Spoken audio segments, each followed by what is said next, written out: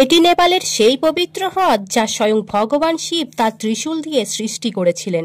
কিন্তু আপনি কি জানেন এর রহস্য? সোজা ভগবান বিষ্ণুর ক্ষীর সাগর পর্যন্ত পৌঁছে যায়। এই কাহিনী শুরু হয় সমুদ্র মন্থন থেকে। যখন সৃষ্টিকে রক্ষা করার জন্য শিব হলাহল বিষ পান করলেন, তখন সেই বিষের জ্বালায় তার কণ্ঠ জ্বলে উঠতে লাগলো। সেই অসহ্য যন্ত্রণাকে শান্ত করার জন্য ভগবান শিব তার হিমালয়ে পৌঁছলেন। সেখানে তিনি তার ত্রিশূল দিয়ে একটি পাহাড়ের পাথর ভেঙে দিলেন, আর সেখান থেকে বের হওয়া জলধারাগুলি মিলিত হয়ে একটি পবিত্র হ্রদের সৃষ্টি করল, যাকে আজ আমরা নেপালের গোসাইকুণ্ড নামে চিনি।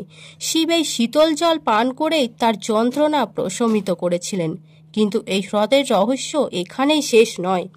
এই হিমালয় অঞ্চল থেকে কয়েক কিলোমিটার নিচে কাঠমান্ডু উপত্যকার পাদদেশে আরও একটি চমকপ্রদ স্থান রয়েছে, বুড়া নীলকণ্ঠ মন্দির। এখানে জলের মাঝখানে একটি মাত্র কালো পাথর থেকে খোদাইকৃত ভগবান বিষ্ণুর একটি মাত্র 5 মিটার দীর্ঘ আশ্চর্য এক প্রতিমা রয়েছে, যেখানে তিনি শেষনাগের শয্যায় শয়ন করছেন। এবং এখন সেই রহস্য যা এই দুই স্থানকে এক সূত্রে বাঁধে। স্থানীয় লোকবিশ্বাস অনুযায়ী গোসাইকুণ্ডের জল ভূগর্ভস্থ পথে সরাসরি বুড়া নীলকণ্ঠ মন্দিরের এই সরোবর পর্যন্ত পৌঁছে যায়।